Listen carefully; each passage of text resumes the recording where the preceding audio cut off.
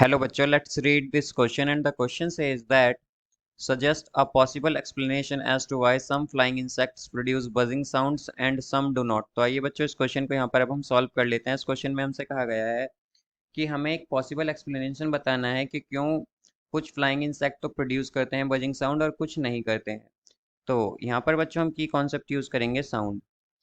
यहाँ पर हम की कॉन्सेप्ट यूज़ करेंगे साउंड।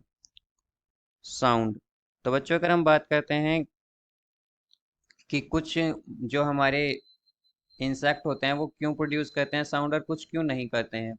तो यहाँ पर बच्चों कुछ फ्लाइंग इंसेक्ट, जैसा कि हम जानते हैं कि जितने भी फ्लाइंग इंसेक्ट होते हैं flying insect all flying insect produce produce produce buzzing sound.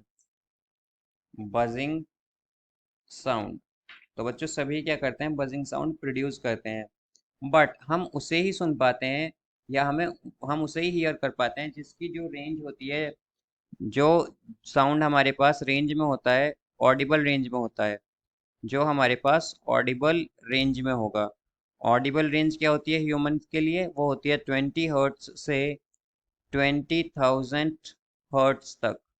तो अगर बच्चों हमारी जो साउंड वेव है या जो बजिंग साउंड है वो 20 हर्ट्स से और 20,000 हर्ट्स के बीच में आएगा तो उसे हम क्या करेंगे, उसे हम सुन सकते हैं, उसे हम हियर कर सकते हैं। बट अगर इससे कम हुआ तो उसे हम नहीं सुनते हैं और हम ये कह देते हैं कि वहाँ पर बजिंग साउंड प्रोड्यूस नहीं हो रहा है। बट एक्चुअली क्या होता है, वो बजिंग साउंड प्रोड्यूस होता है। फॉर एग्जांपल अगर कोई इंसेक्ट जो है वो फ्लाइंग इंसेक्ट वो प्रोड्यूस करता है 4 हर्ट्स का बजिंग साउंड, तो ये जो साउंड है बच्चों ये ऑडिबल रेंज में नहीं आता। नॉट ऑडिबल, ये ऑडिबल नहीं होगा हमें। तो बट हम ये जानते हैं भले ही ये ऑडिबल ना हो पर ये क्या कर रहा है, बजिंग साउंड तो प्रोड्यूस हो रहा है इस वर्ड से भी।